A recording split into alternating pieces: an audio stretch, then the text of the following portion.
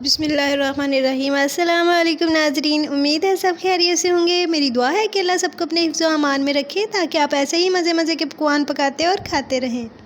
आज मैं आपके साथ शेयर करने जा रही हूँ अफ्तारी की बहुत ही बेहतरीन सी रेसिपी जो कि है लच्छा पकौड़ा। तो उसके लिए मैंने 1 कप बारीक प्याज काट लिए हैं, 3 अदद हरी मिर्चें, साथ ही मैंने पुदीना लिया है जिसको मैं बारीक काट लूँगी। मैंने बिल्कुल फ्रेश पुदीना लिया है और साथ ही मैंने लिए हैं 2 मीडियम साइज़ के आलू, 2 टेबलस्पून बारीक कटा हुआ हरा धनिया।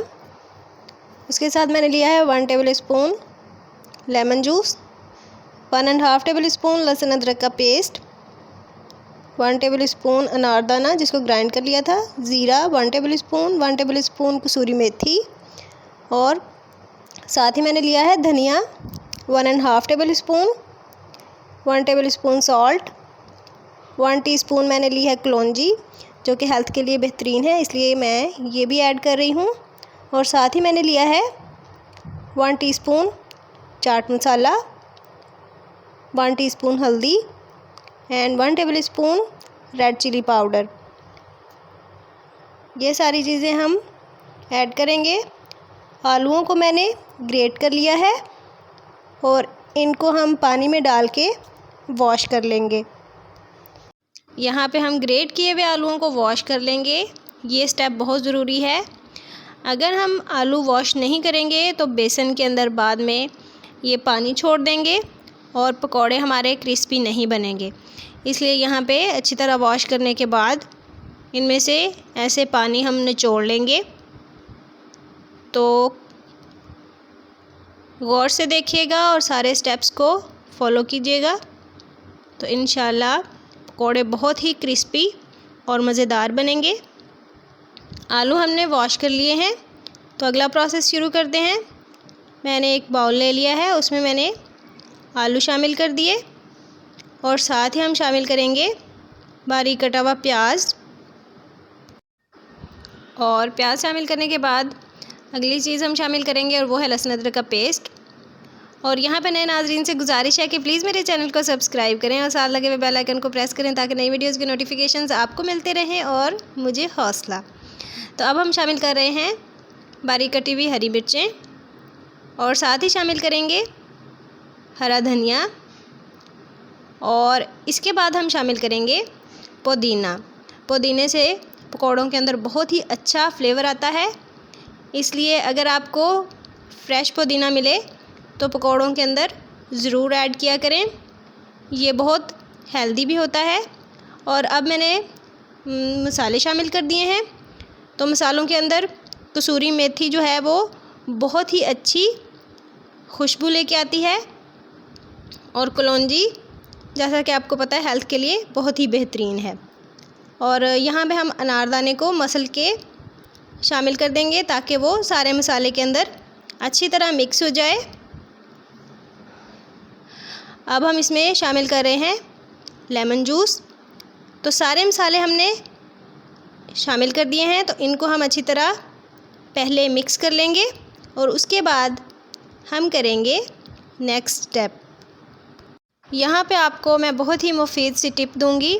अगर खाना खाते हुए आप पुदीने के चंद लीव्स भी साथ ले लेंगे तो वो डाइजेशन के लिए बेहतरीन है और रमज़ान में आपके लिए बहुत ही मुफीद साबित होंगे। जी तो नाजरीन, इन मसालों के अंदर हमने हाफ़ कप बेसन ऐड कर दिया है और साथ ही मैंने थोड़ा सा पानी ऐड किया है।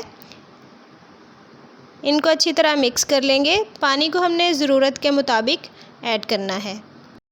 इस बैटर को हमने बहुत ज़्यादा पतला नहीं करना। अगर बहुत ज़्यादा पतला करेंगे और बेसन ज़्यादा शामिल करेंगे तो आपके पकौड़े जो हैं वो लच्छा टाइप बिल्कुल नहीं बनेंगे। तो जैसे कि आप देख रहे हैं कंसिस्टेंसी ऐसी होनी चाहिए। तो ऑयल मैंने पहले से गर्म किया हुआ था, उसमें हम पकौड़े ऐड करते जाएंगे।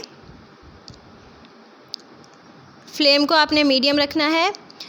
ऑयल अगर बहुत ज़्यादा गर्म होगा तो पकौड़े बेचारे अंदर जाते ही जल जाएंगे, तो इसलिए ख्याल रखिएगा। तो नाजरीन, मैं आपको दिखाऊंगी अभी पकौड़ों की लुक। तो जैसा कि आप देख रहे हैं पकौड़े बहुत ही लच्छेदार बन रहे हैं। तो इसलिए आपने सारे स्टेप्स को एज़ इट इज़ फॉलो करना है। तो ऐसे ही आपके भी बहुत ही मज़ेदार और क्रिस्पी से पकौड़े रेडी हो जाएंगे। तो पकौड़ों को चंद सेकंड्स के लिए एक साइड से फ्राई करने के बाद इनकी हम साइड चेंज कर लेंगे। ये पकौड़े बहुत ही मज़ेदार बनते हैं। इनमें हमने बहुत ही अच्छे से मज़ेदार वाले मसाले ऐड किए हैं, इसलिए ये पकौड़े हम बग़ैर चटनी वगैरह के भी खा सकते हैं। जब तक हमारे ये पकौड़े फ्राई नहीं होते, इनकी थोड़ी देर के बाद साइड हमने चेंज कर लेनी है। इस तरह पकौड़े जो हैं वो अंदर तक अच्छे से कुक हो जाएंगे। तो पकौड़े हमारे रेडी हैं। इनको हम डिश आउट करते हैं। जैसे कि आप देख रहे हैं, बहुत ही खूबसूरत लच्छेदार से पकौड़े रेडी हैं। जी तो नाजरीन, इन्हीं तमाम स्टेप्स को फॉलो करते हुए हम सारे पकौड़े फ्राई कर लेंगे। मुझे उम्मीद है आपको रेसिपी पसंद आ रही होगी। तो अगर पसंद आ रही है तो एक लाइक कर दीजिए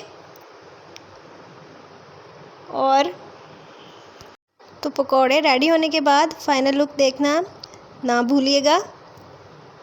अभी मैं आपको दिखाने वाली हूँ लच्छेदार पकौड़ों की फ़ाइनल लुक।